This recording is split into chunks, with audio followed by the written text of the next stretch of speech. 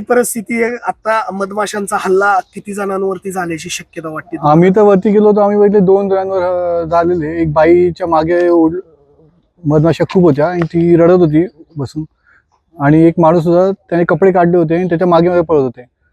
आणि आम्ही तिकडनंच कसं तरी पळून आलो. खाली बघितलं, खाली मुलांनी गार्डनमध्ये आग पेटवली होती, त्या सगळ्यांवर पण चावली होती. एक मुलगा वरती बसला होता, ते बरोबर तिकडे सगळं झाकून त्याला फोडलं होतं. बघितलं आम्ही. आता नाहीये, आता गेलेत. तुम्ही वरती किल्ल्यावरती गेले का मधून मागे आलेत? नाही, वरती जाऊन टॉपला.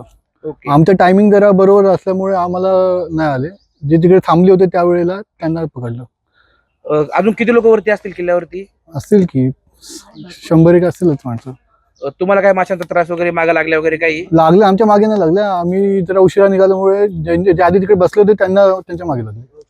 आम्ही चेंबूर घाटल्यावरून आले असताना आणि शिवनेरी गडावरती गेले असताना आगीमुळेचं खूप प्रचंड पैजा मताने आम्ही तरी त्याला सुरक्षा देऊन आम्ही फक्त 5 जण 6 जण खाली, बाकीचे जण अडकलेले आहेत आणि आम्ही या ठिकाणी खाली येऊन आम्ही यशस्वी झालेलो आहे. बस.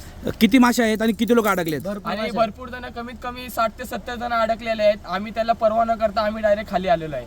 माशा किती आहेत? माशा कमीत कमी तरी भरपूर जरी 1000 एक माशा तरी असतील, कमीत कमी 700-800 माशा, जास्त माशा असतील तुमच्या. माशा मागे लागतात का? हो, माशा मागे लागतात दादा. तुम्हाला काही त्रास, कोणाला काही? आम्हाला काही त्रास नाही, अजिबात त्रास नाही. तुमच्या सहकार्याला काही त्रास? नाही, कोणालाच त्रास नाही. वरती अडकले ते तुमचे सहकारी? आमचे सहकारी सगळे झाले, फक्त आम्हीच वरती होतो. अजून बाकी लोक वरती आहेत? हो, बरोबर.